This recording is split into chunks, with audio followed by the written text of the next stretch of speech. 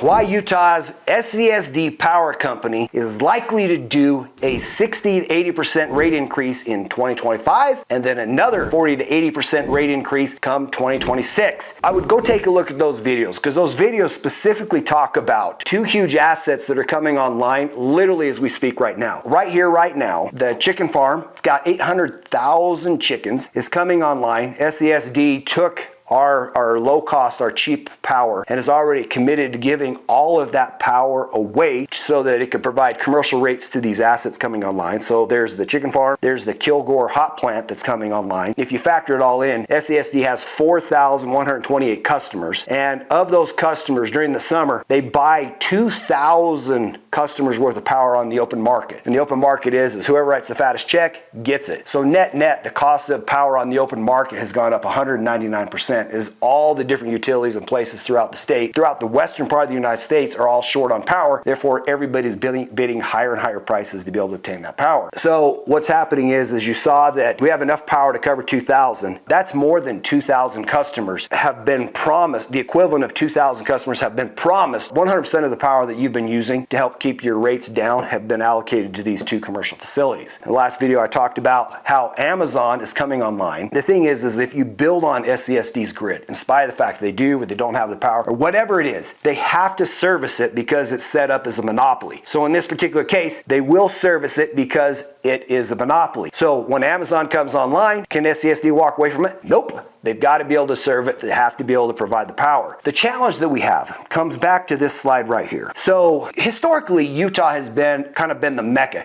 It's like, hey, where can I get low cost power? So this graph right here really does a good job. It's a good screenshot or a snapshot of how things have changed over time. So the blue line shows, okay, this is how much power Utah's been consuming. And then this orange line says, well, this is how much power Utah's produces. So you can see historically, Utah has just been fabulous. Like, hey, California, we have overproduction. Would you like some power? Yes, we can help you. Hey, surrounding states, do you need some power? Yes, cool, we can help you. So collectively, Utah has just been kind of like a breadbasket or a haven where somebody could come in and source power. Collectively, it's kept our rates in Utah low or at least lower. And as a result, we have like Google coming online, or actually Facebook in, I think, Saratoga Springs. Facebook went out there and built a facility. You have Tyson Foods went and built a huge facility out there. You have Google going, I believe Google went out there and built a massive facility. There's another, I don't remember the name of it, another massive facility that's coming online out there that they're going to build it out there. So collectively, lots of companies have depended on Utah's cheap power. Problem is all these coal-fired plants have been getting shut down. And so then Utah has made a shift. We are no longer, as you look at this graph, we shifted away from being a net exporter of power to a net importer, which means that as these shortages are starting to come into play, and as we start getting squeezed, utilities in Utah are now being pushed into finding power on the open market. Why is this substantial? So,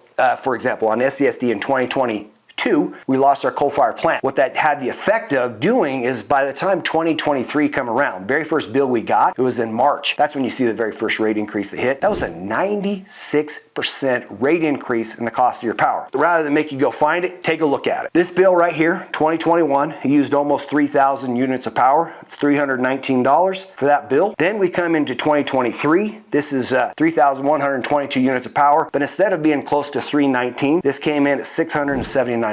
That is what I mean when I say when you're short on power, you find yourself in the open market. The net result is all of a sudden the cost of your power goes up considerably. So as more people move here, as we start allocating our cheap power to these commercial bases to provide what you would consider a commercial rate, the net is the residential rate is who picks up the tab. The residential rate is actually being maintained lower because we at least still have these cheaper resources online that can make this power more affordable. When those when commercial type customers come online and they consume those cheap resources so that they can have a commercial rate, what it means is for all the residents that they actually end up subsidizing the power. This is what is exactly happening on SESD. That's why I show you in 2025, I expect anywhere from a 40 to 80% rate increase. Come 2026, I expect the exact same thing to happen again, and it all stems back to this problem right here.